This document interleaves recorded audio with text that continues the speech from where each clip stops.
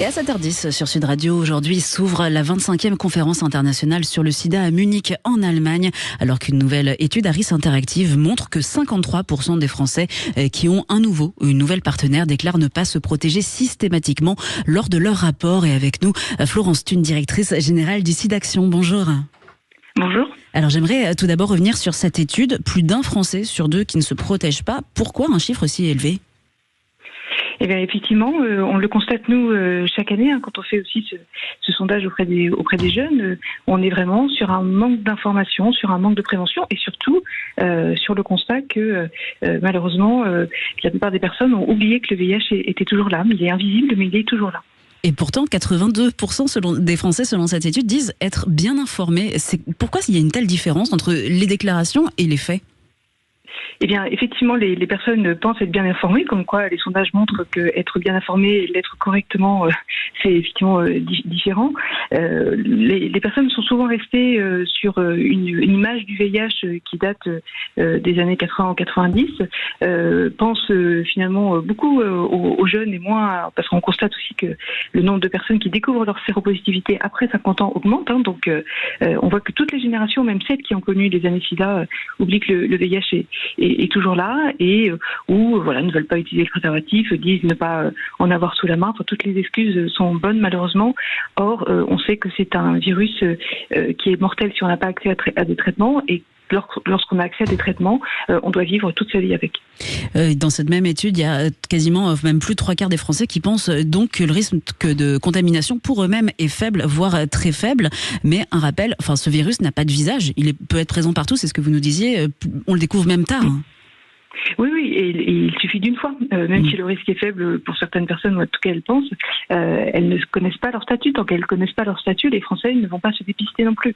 Donc, on sait qu'aujourd'hui, se dépister, c'est rester en bonne santé parce que grâce au traitement, on reste en bonne santé et en plus, on contamine plus, c'est-à-dire qu'il n'y a plus de risque de contamination lorsqu'on est sous traitement. Donc c'est vraiment important de profiter, entre guillemets, des progrès de la science pour se dire qu'aujourd'hui, il faut connaître son statut. Si on est séronégatif, on continue de se protéger. Si on est séropositif, on prend des traitements et on reste en bonne santé. Et la science, justement, là, vous êtes en direction de Munich pour cette 25e conférence internationale sur le VIH. La recherche, on est où aujourd'hui ? Alors, elle progresse. Déjà, comme on le disait à l'instant, elle a progressé sur les traitements. Donc, même si on doit continuer à les prendre tout au long de sa vie, on progresse. On cherche un traitement qui pourrait guérir définitivement. Donc ça, il y a des pistes effectivement sérieuses. Et puis, on a fait des gros progrès en termes de prévention, puisque aujourd'hui est sorti un traitement qui permet, un traitement préventif qui permet d'être pris tous les 6 mois en injection et qui est tout aussi efficace que le préservatif. D'accord, donc c'est peut-être une ouverture vers un vaccin, je ne sais pas si on peut appeler ça un vaccin, mais vers un traitement du VIH. Alors en tout cas, un traitement préventif, c'est un peu comme la pilule, voilà. Et effectivement, ça permettrait de se dire, on a une injection et pendant 6 mois, je suis tranquille, je n'ai même pas à utiliser de préservatif, puisque ce traitement préventif, manifestement, est très efficace. Et puis on espère progresser comme ça aussi justement, par contre, sur la partie des traitements, c'est-à-dire aujourd'hui, on a un traitement qui est efficace aussi en injection tous les mois.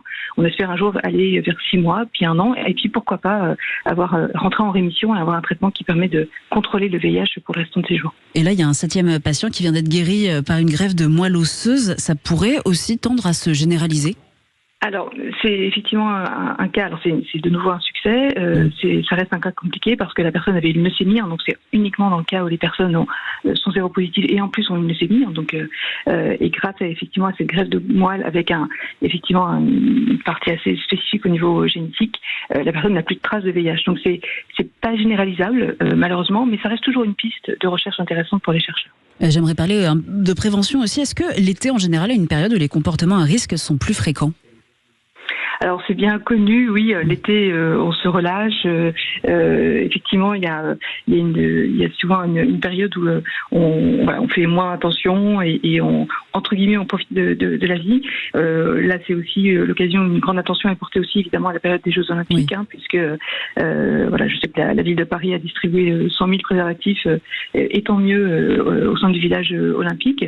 Ça, c'est effectivement important de se dire que pendant ces périodes de fêtes, etc. Et ça va être une grande période de fête sans aucun doute. On a effectivement des barrières, des préventions à à respecter. C'est vraiment important de continuer à se dire ça vaut pas le coup d'être contaminé une fois parce qu'on a oublié le préservatif.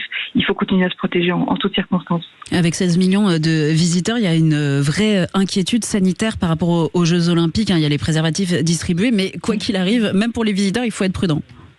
Oui, il faut redoubler. On le réclame nous tout au long de l'année, Jeux Olympiques ou pas. Il faut redoubler de campagnes de prévention. C'est vraiment important. Le VIH est toujours là. On a encore plus de 5000 contaminations par an.